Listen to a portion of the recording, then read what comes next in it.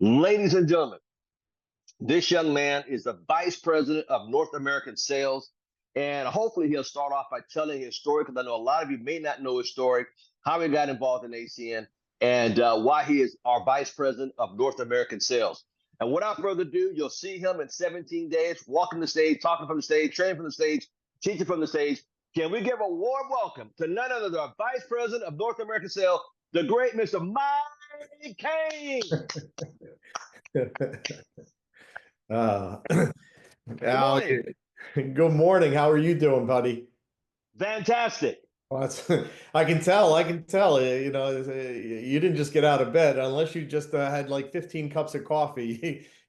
I'm up I'm up at 3:30, 4 o'clock every morning like this. I know, I know that part of your routine. You've been around us too long, so you make me laugh because you're waking up. I'm on the East Coast here. I'm at noontime, and I know we got a cross section of time zones on here today. But I appreciate you having me on here, and I appreciate you giving me a wake up call as well. See, like I've been working for a couple hours, and I'm going, I'm already halfway into my day, and it's like Al's already 9 hours into his day. Uh, First, Al, I want to thank you for having me on. I know you have a great team, but you have such great energy and such a leadership skill that you provide to the organization, to the team, and the company as a whole. After all these years, I mean, you have a tremendous background in our industry for many years. You've made a lot of money, a lot of not only for yourself, more importantly, I think for your team. When I say a lot of money, I'm talking about as a whole, as an organization, the amount of things that you have done, the amount of revenue you brought to this company, to this business, and what you've been able to do for yourself, your team, your organization has been amazing. And I know everybody on here knows that already. But we respect that from internally in the company. I do. I've been with ACN for so many years, and it's great to jump on here with yourself personally. Sometimes I feel when I'm talking to you, I'm also talking to your team at the same time. But you have great charisma and always great leadership skills, and it's great to see that you're still running and taking this as seriously as anybody else, any other leader in the company right now. But also, hello to everybody else on the line here today. It's great to see all the smiling faces all across the board. And you probably all got the same wake up as I did when Hal started going through it. He went through more announcements in that first 30 seconds than I'd still be trying to get through right now. But it is great to see everybody. And yeah, we are 17 days out from the next convention in Orlando. I saw, I'm assuming that a lot of hands on this line are already going up, and you're already going to be a part of what we're going to be doing down there. There's a lot of things that are in store. I guess I've kind of have a unique perspective, and maybe to introduce myself to everyone that if I haven't had a chance to actually meet with you, I know we got some new people and newer people on the line here today. I'm now ACN. I heard Al mention talk a little bit my background. I'm actually with ACN now. It's just 31 years for myself. So I just passed 31 years as with the company at the same time. I had a good friendship with the twins, Mike and Tony Kupas. Before this, we were connected and had done a couple things together. Tony is one of my best friends, Tony and Mike. And Tony gave me a call. I had been in around network marketing. I'm an engineer, by trade. I worked in the defense industry for many years before this. I kind of got involved a little bit in the networking industry. Had a couple ups and downs, and some good runs in another couple companies. Decided was never ever going to do it again. Walked out of it when the company went out of business and stopped doing business here in the U.S. And I said, "That's it. I'm done." I told my wife we'll never do it again. And 2 weeks later, I got a call from Tony Kupas, and here I am, 31 years later, still talking about it. Right? So, he just called up and he started saying, "Hey, listen, you've been around this industry, you know this business. We're starting a brand new company." They were 24 years old, and they were kind of kickstarting a company like ACN. And I just remember sitting there listening on the phone, and they were up in Detroit, Michigan. I'm from the Philadelphia, New Jersey area. So, 800 miles, 900 miles away, whatever it is. And, Tony just talked about making money when people made phone calls. I said, it sounds good, but, I'm not interested. I'm never ever doing this stuff again. I'm back into my old career and got good things happening, etc. But he started to say some key things. He said, "Listen, we had a lot of fun. We've got great opportunities. We have a lot of talent together. Why don't you do me a favor?" My wife's screaming at me in the background, "Hang up! Don't go, don't get involved in something else." And I remember Tony just kind of saying something. He said, "Why don't you?" I said, "What do you want me to do?" He said, "I just want you to, come to a meeting and check us out and come meet the guys." I'm like, I've been to these meetings before. I don't need another meeting. And I said, "Where at?" And he said, "Detroit, Michigan." And I said, "Detroit, Michigan." I said, I'm in, I'm in Jersey. I said, if I run, if I I end up in Detroit on this Friday, my wife's going to know that I'm with you. And all I remember was going, you know what? I hung up the phone and my wife said, what did you tell them? I said, I'm going to fly up there Friday and I'm going to find out what they're talking about. And I know a lot of us, maybe we took a look at this on a Zoom, or we took a look at this in somebody's living room, or maybe in your own living room, or at a local market, or somehow you took a look at ACN. My first look was I had to jump on a plane, no idea what I was getting into or even looking at. And I had a couple pieces of scraps of paper that were faxed to me by Tony. Jumped on a plane back in, what it was that now, probably 1993, 92, 93. And I flew up to Michigan for the weekend. I got up there on a Friday and had no idea what I was looking at or any real idea what the company was all about. But I had a chance to meet the guys that put the company together. And that was really the point of going up. Tony said, "I want you to meet these other guys. I'm partnering up with them." We met, they were all under 30 years old, and you now know them as the founders of ACN, Robert Stevanowski, Greg Provenzano, and Mike and Tony Kupas. And these guys, that weekend I had an opportunity to spend with them, not necessarily going through all about ACN, but more importantly, kind of going through what ACN was going to be, what were the aspects, what were their definitions of what could happen, what was their, I guess, vision for the company. And I got caught up in all of that. Maybe like a lot of you started to get caught up in our opportunity and our business. ACN was so new, there was no one making money. There wasn't really any money being made. There wasn't any revenue being, happening just yet. People were kind of just figuring out what ACN or who these guys were. And as I sat and listened to them, I had a chance to meet them all. Tony took me into the home office. He picked me up, and we went to the home office. And the home office back then was a very small office suite, maybe 1,100 square feet compared to where, some of you see our world headquarters down in North Carolina right now, just one of our locations. But, when I went into that office suite back then, we were standing in the hallway. He pushed the doors open from the hallway and he said, "I'll give you a tour." And we're standing in the hallway. He goes, "You can see the whole place from here." And all I remember is just looking in, and there was just some tables and folding tables and copy machines and some paperwork and a little tiny office in the back. And he said, "Well, that's my office." And I go, "Oh, well, you got your own office." And went back and said, "Tony Kupas." He took me in, showed me around. There was really nothing much to look at. And but you know what? They started to talk about what they wanted to do. And Tony Kupas and Mike Kupas are master marketers, master trainers. Obviously, twin brothers. They know each other inside and out. They talk alike. They walk alike. They laugh alike. But they both have creative minds that are slightly different and oriented towards the same and a wider scope, so to speak. But every PowerPoint, every training, every little thing that you see, either at a national or a presentation that you see, or a business presentation that you see, is all tweaked by them and looked over by them consistently. And they're still so aggressive at making sure that the company has the perfect PowerPoints, the perfect training systems, the perfect videos. Matter of fact, right before this, I was on a call with the four of them again, talking about some stuff that is going to be for the upcoming Orlando convention. So we have a lot of exciting things that are happening at Elevate, but we're prepping for that as well. But back then, all I did is talk to them, and he said, "Listen, I want you to meet Robert Stefanowski and Greg Provenzano this weekend." He took me out. We met Robert. I remember Robert looking at me and said, "Thanks for being up here, Mike, catching a plane, spending the weekend with us." He goes, "Let me tell you something. We're going to make more money in the future of stuff that doesn't even exist today." Now, I had no idea what he was talking about. And if you're, looking at a business opportunity back then, the opportunity was long distance phone calls. People pick up the phone, they dialed one, you made a long distance phone call, the phone was attached to the wall, in your kitchen or, wherever it was in your house.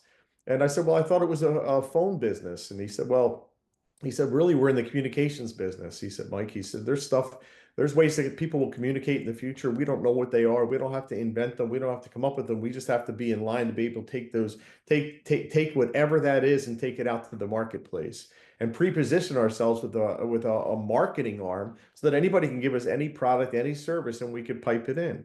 He said, "People will communicate differently. We don't know how it's going to be." I couldn't grasp all that. These guys were only in their 20s. They're putting this company together. They've only been together for 6 to 8 weeks at this point themselves. And I said, well, Robert, I don't understand. People pick up the phone, they communicate that way. He said, well, that's the way they communicate now. He said, but the future's going to change. And it's going to change fast, and we're going to be a part of that change, and we're going to figure out how to deal with that. And he said, think about it like this, Mike. He said, you're thinking about what the phones are today. I'm looking at a phone. I go, well, I pick up that phone, I make a call. He goes, yeah, but that's today. He said, tomorrow will be different. He said, right now they have phones in cars. And if you remember 25, 30 years ago, 35 years ago, they came out with a car phone, right? And the first things first. I see. He said, well, that's for doctors and lawyers. And if you don't know what a car phone is, if you're too young on the phone, it was a phone it was bolted to the chassis of the car because it weighed 300 pounds and you needed the engine to rev it up to give it enough power to make a phone call. He said, well, don't look at what it is, look at what it's going to become. And you know what? He said, those phones now they're coming out of the cars. And he said, but the thing is, you have to look at is the technology. They're no longer attached to the wall in the kitchen or the wall in the house. They're no longer attached to the house at all. His communication is on the move. He said they're taking that phone out of the car, and he said there's a bag phone, and the bag phone was created back then too. And the bag phone was nothing more than a car battery in a bag. And they took the phone out of the car, and they put the phone on top of the car battery. You wrapped this bag around your neck, and it was about 80 pounds. And you walked around with the phone on your neck, but you were still able to make talks. He goes, so don't look at what it is, look at what it's going to become. And maybe the way a lot of you are even viewing this Zoom right now, you look at the device that's in your hand, in your purse, in your pocket, or it's attached to you 99.9% of the time when you're awake every single day is your wireless device. And Ross, I'm not saying Robert understood where it was going to see how we communicate today, whether it's text or Snapchat. You look at younger generation, they don't have phone numbers anymore. They're all communicating through some sort of social media. But you know what? Is Robert's vision was caught up in what was going to happen. And here we are today with our own flash mobile, our own wireless devices, our own service here with ACN. You all have this opportunity right now to have your own mobile service, your own stuff, and to figure out how all this happened over the last 30 years, right? And that's where Robert, hit the mark with everything that you're looking at, whether he loved to expand and give a bigger opportunity to anybody that got involved in ACN, who instead of limiting it to a long distance product, he said, we're going to make this the biggest thing that we could ever possibly make it. And we're going to allow everybody to come into this business on an equal playing field, and they can market any service that we have that comes down the line. You look where we are from long distance, that doesn't even exist today. We have our wireless division, our internet division, our television division, our energy division. We just got involved in the health sharing, the healthcare industry with Impact. Look at the different services, home security, home automation. I go on and on. ID Seal with our identity lock. Anything that you're involved with, anything that you touch in your home, anything that's on a daily life right now, you can pretty much get involved with and become your own customer and market all these services today. The opportunity's never been bigger, and it's because of the guys that when they look at this stuff and they say, what can we do? Not for the company, just for ACN, but anything we can do for us, let's make sure it's good for everybody. It's good for us, it's good for the customer, and it's good for the IBOs that are out there, that are bringing those customers to the table so that they have a better and larger opportunity than every day tomorrow versus today. He said tomorrow is going to be a new day. We want to have new stuff. We want to be better prepared, and we want to give it we want to make sure that we can train everybody online. And that's where Greg stepped in too. Mike and Tony were both about training. Greg was about training too, came from a different background. But for those of you, listen, many of us, if not everybody on this line, has heard and listened to Greg Provenzano. He is the president of ACN, co-founder of ACN. I listen to Greg sometimes, not talk about politics, but if he was running for president of the United States, he would have my vote, because you know what? He's a unifier. When he speaks, for some reason, you just want to listen to him. He doesn't talk down at you or over you or atop of you. He always talks directly to you, and he's not at you. I mean, I've sat in rooms where I feel like he's only talking to me, and there's 25,000 other people in this arena. He steps up to a podium, and he just has that effect on people where you could drop a pin in a room of 25,000 people, you would hear that pin hit the carpet as Greg walked up to a podium. Because when he gets to that podium, you listen to what he has to say, and he's actually talking to stuff that is part of him, but it becomes kind of a part of you somehow throughout that conversation that he has. And the way that he speaks and the way that language is the way it's always been. I met him 31 years ago in that little tiny office. Tony took me back into the world headquarters back then in Detroit, Michigan. He walked right back to the office, the little room that was Tony's office the day before. When he showed me the office, he goes, "Greg's in his office." And I said, I thought this was your office. He said, "Not today, it's Greg's." And here they only had one office in there, one little cubicle, kind of, so to speak. And Greg had taken Tony's name off the door and put his own name on the door, and it said Greg Provenzano, president, you know. And I went in, and Greg said, "Welcome to the ACN. I hope you like the office." And I'm looking around. I'm like, he took all Tony's pictures down, had all his pictures up of him and his family. And I was like, he's like, "Welcome to my office," you know. And I was like, I feel like I've been here before. But you know what? It wasn't about what the internal or external looks were. It was what they were still planning. You know, I had met with Robert, I knew Mike and Tony now, and I had an opportunity to listen to Greg. And Greg just talked, man, he was so excited when I was up there and talked about the future of this company, but he never talked about it as if it was the future. He talked about it, excuse me, as if it was the present. Excuse me. And when he talked about it, I got more and more excited. I sat with him in this little rickety, office that they had, this little tiny desk that he was sitting at. And he got so excited. He said, "Mike, this is a $68 billion industry. We're going through deregulation all across the globe. 68 countries are going through deregulation." Oh, I'm sorry, it was a $600 billion industry. 68 countries going through deregulation. ASEAN is perfectly positioned to take, advantage of everything that's happening all around the world in the telecommunications industry. We are going to be the number one most dynamic company in the world. This is where we sit. This was, and I was sitting there. I had never met Greg. I didn't know what he was talking about. He had me so excited. I'm going, 68 countries. What the heck is going on here? $600 billion. I didn't know he was talking about ACN. He was talking about the telecom industry, right? But the way that he talked was as if ACN was already all over the place and had already expanded. And behind Greg, you see a bookcase behind me, but behind Greg that day, there was a little map of the United States. Did you ever see those laminated maps? It was like of the US, and it was thumbtacked behind his desk, and behind the desk at the world headquarters. And as Greg was getting all animated, talking about the industry, talking about what was happening, hey, you're excited to have you here, and you're a part of ACN, and this is what we're going to be doing, this is what we go. And I was like, Greg, you got me so excited. I go, I had no idea. I met Tony, I saw Robert last night. I go, you're talking about 68 countries and $600 billion. I never heard of all this. And I said, you got me excited. I said, I see the map behind you. And I say, you moved your head, and I could see a pin in the map in Detroit, Michigan. And he goes, "Yes, Detroit, Michigan, world headquarters." And I go, "Oh my God, world headquarters. This is unbelievable." I go, "Where else? Where else are you, Greg? Where else is the company?" And he said, well, where are you from, Mike?" And I said, "Well, I'm from the Philadelphia area." And he said, "When are you leaving?" I said, "I'm leaving tomorrow." He reached down, he opened up a little drawer on his desk, and he pulled out another little pin, and he turned around and he took that pin and he goes, "Tomorrow we'll be in Philadelphia." And that was the beginning of international expansion. And I was like, "Well, I'm not in yet. I'm not in yet," But at that point, I was in. He put that pin in the map. And you know what? Now there were two pins, and I was like, "Oh my God, here we go." And that was the beginning. But I could not believe that he could put a vision in my head that the company was everywhere in that short amount of time that I spent with him. And you know what? 31 years later, I still listen to what he has to say and how he shares it. And his vision for the future is obviously even larger and larger than anything that we could imagine today. All the things that they talked about back then, whether it was Robert or Greg or Mike or Tony, about what the company would become, how they would get there, how the training was going to be doing, how they were going to support the people that were part of the business, all came true. I left with that pin in the map, and I said to Greg, "Thanks a lot." I said, "Greg, the one thing I didn't get any training up here this weekend so much is figuring out what you guys were doing, the direction." He said, "Well, I think that was the object, was to see if we're comfortable, or, whether you see an opportunity for yourself here with this or not."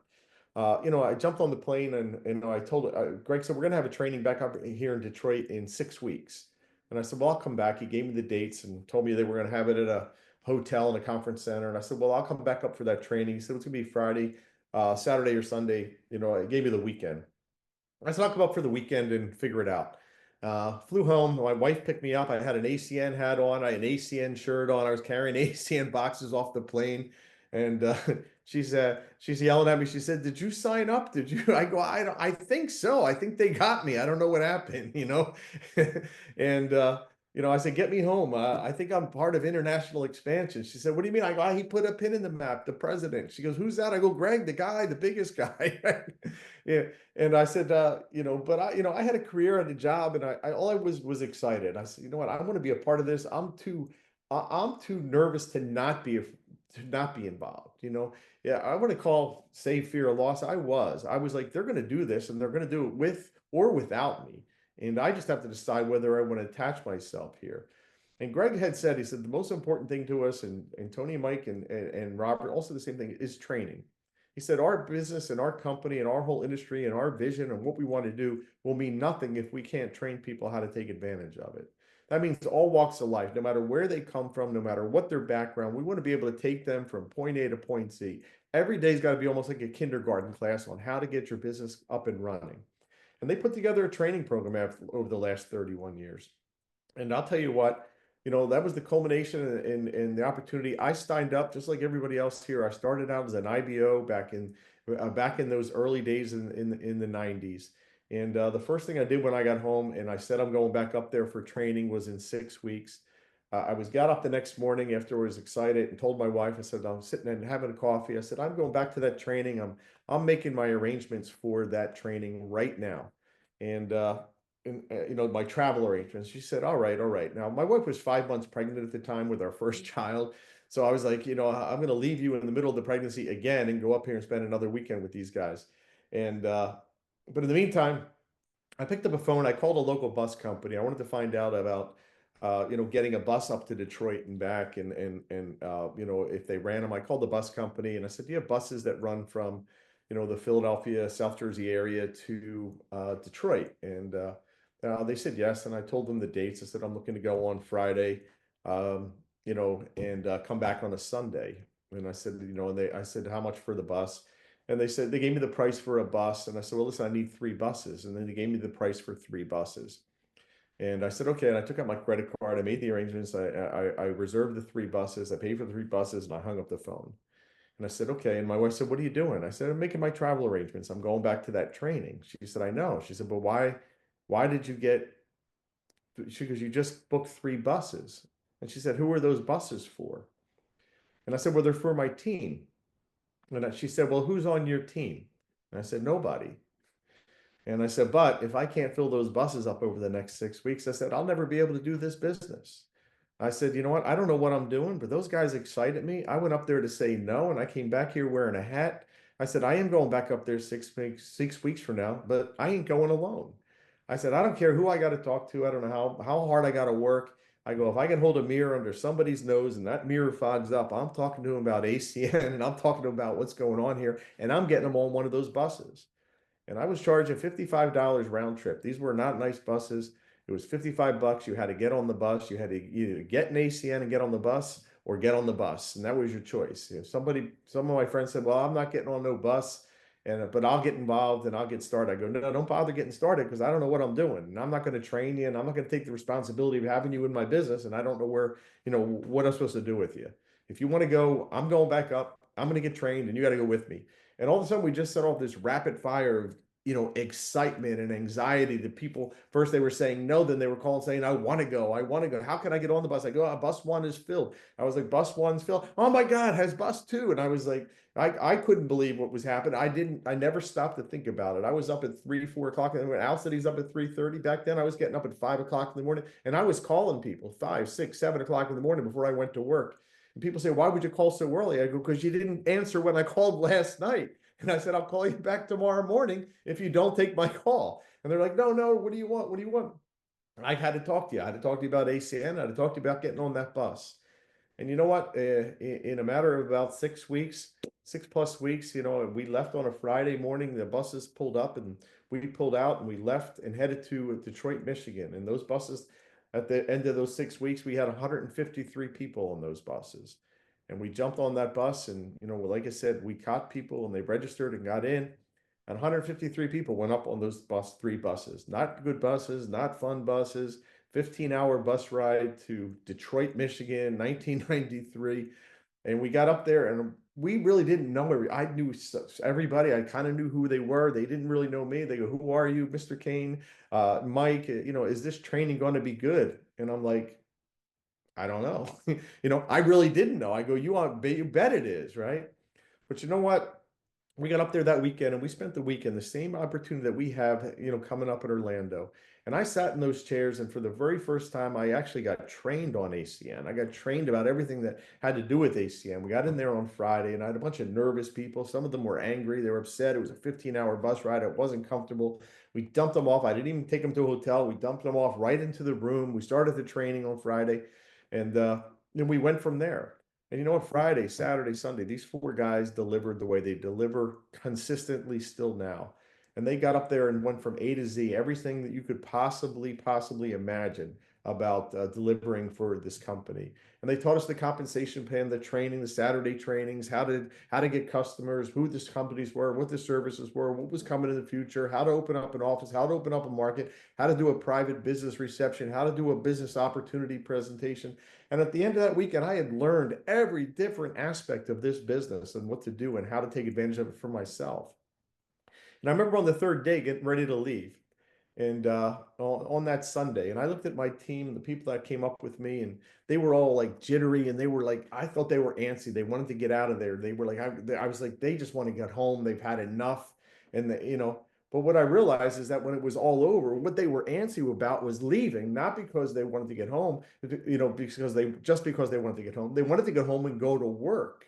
They now understood everything. Now, when I got back on those buses on the ride home, where I thought they'd be yelling at me, they were all excited. They were making lists, right? Everybody on that bus. I didn't have 153 worried people. I had 153 warriors on those buses on the way back.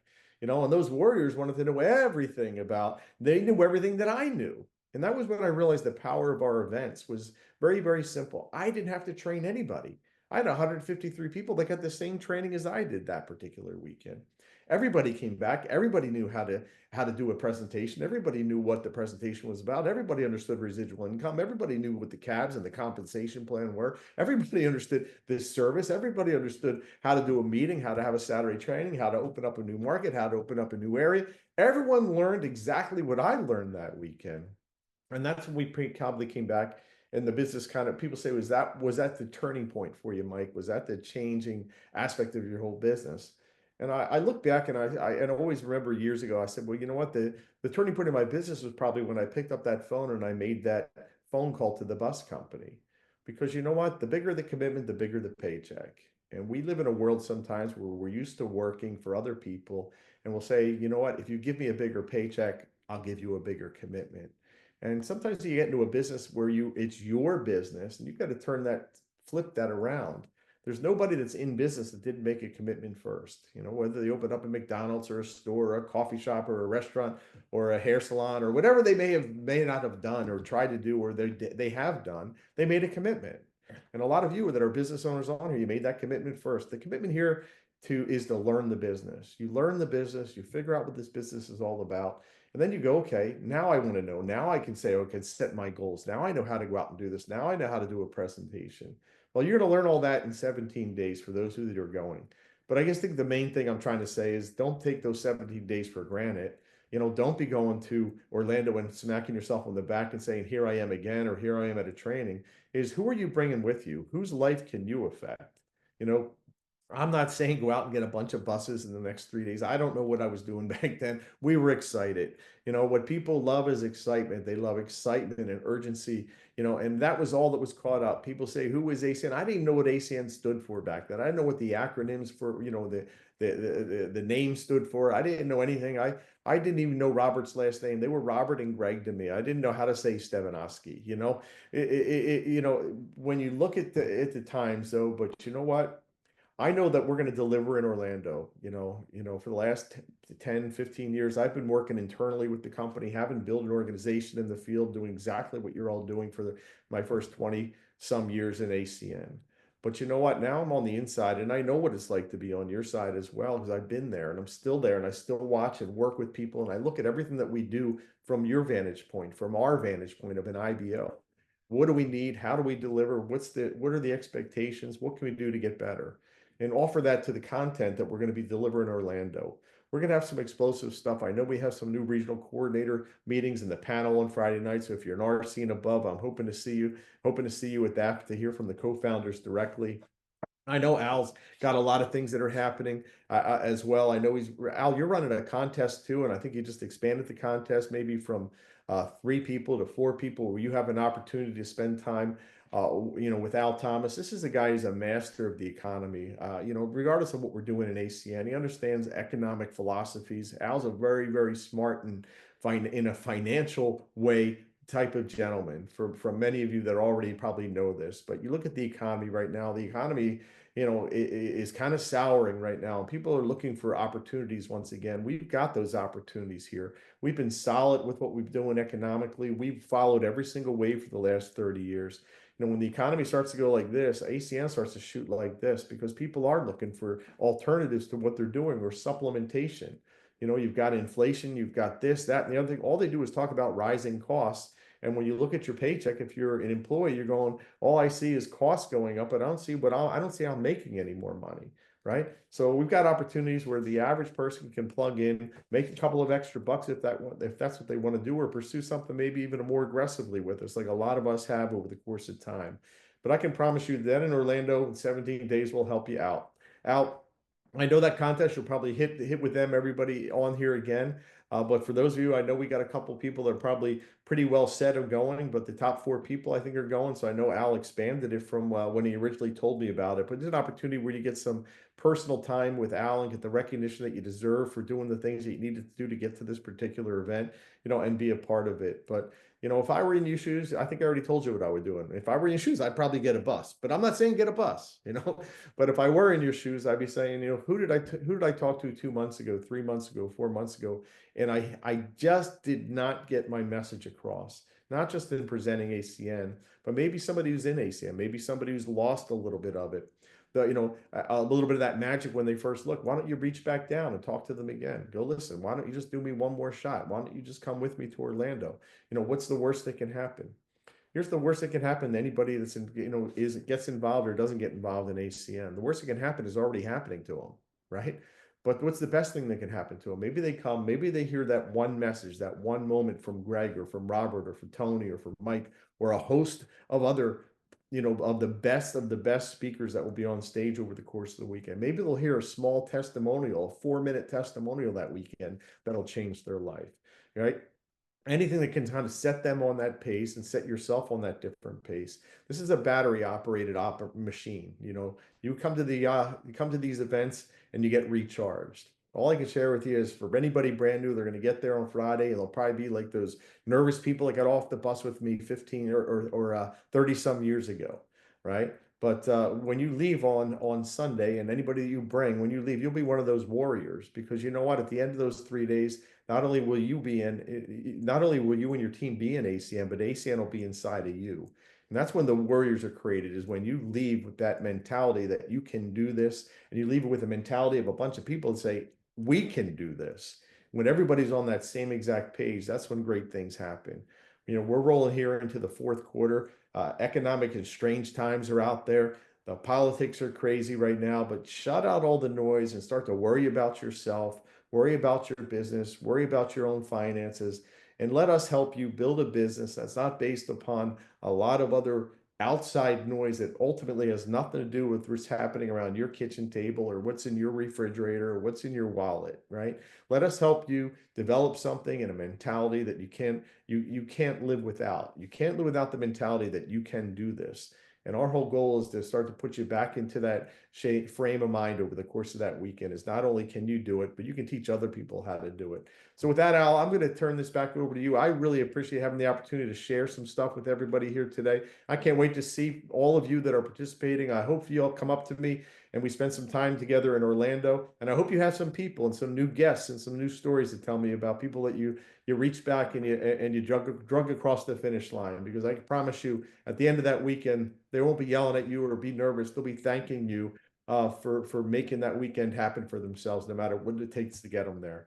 Al, turn it back over to you. Al, Senior Vice President. Wow. For all these years, Al, and the friendship and the prosperity you brought to the company and many people that we work with. And I'll always be excited about all that. And I cannot wait to see yourself either. So thanks for having me on here today. And thank you.